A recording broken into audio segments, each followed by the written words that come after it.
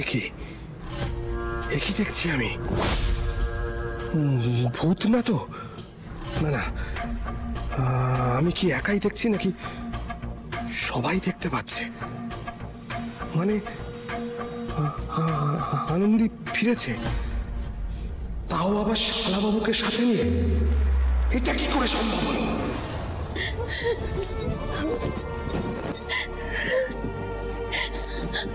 আদি, ও আদি, আদি, আদি বাবা, তুই ফিরে এসেছিস বাবা, তুই আমার কাছে ফিরে এসেছিস। আমি তো জানতাম, আমি জানতাম তনুশ্রী যেটা বলেছিল একদম ঠিক কথা বলেছিল, সত্যের জয় হবেই। অফিসার, কিছু তো বলুন। আপনি নাকি প্রমাণ সমেত আদিকে অ্যারেস্ট করে নিয়ে গেলেন, তাহলে আদি ফিরে এলো কি করে? নিয়ে গিয়ে ধরে রাখতে পারলাম কোথায়? পারবেন না, পারবেন নাই তো, কারণ আমার নাতবো আমার দাদু ভাইয়ের গায়ে আঁচ লাগতে দেবে না। মা, ও মা, আপনি এসেছেন। ও মা, দেখুন আমার ছেলে ফিরে এসেছে। মা, আপনি তো সেই থেকে ঘরের মধ্যে গিয়ে বসেছিলেন, খাওয়া দাওয়া করছিলেন না, বেরোচ্ছিলেন না। আর খাওয়া দাওয়া বড় বৌমা, মনের কি সে অবস্থা ছিল গা? হ্যাঁ রে বড় খোকা, এবার বুঝতে পেরেছিস তো যে একজন স্ত্রীর কত ক্ষমতা।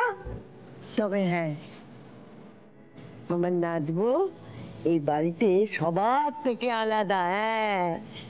হ্যাঁ, কি বলতো ঠাম্মি, আমরা তো সবাই সত্যিটা জানি, কিন্তু তাও চুপ করে থাকি। আর আনন্দী সত্যিটাকে খুঁজে বের করে সবার সামনে এনে দাঁড় করায়, আর যদি না পায় হাল ছাড়ে না ও। এটাই সবার সঙ্গে ওর তফাৎ, এই জন্যই ও আলাদা ঠাম্মি, বুঝলে তো? কিন্তু আনন্দে, তুমি পুলিশের কাছে এটা প্রমাণ করলে কি করে যে আদি নির্দোষ? তুমি তো অসাধ্য সাধন করেছো। এ বাবা, এ বাবা, এ আবার আমার দিকে এইভাবে তাকাচ্ছে কেন?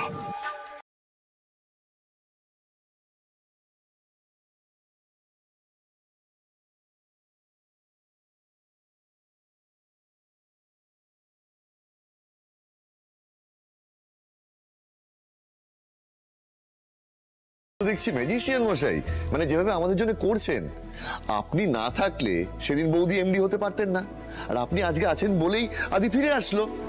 Thank you so much.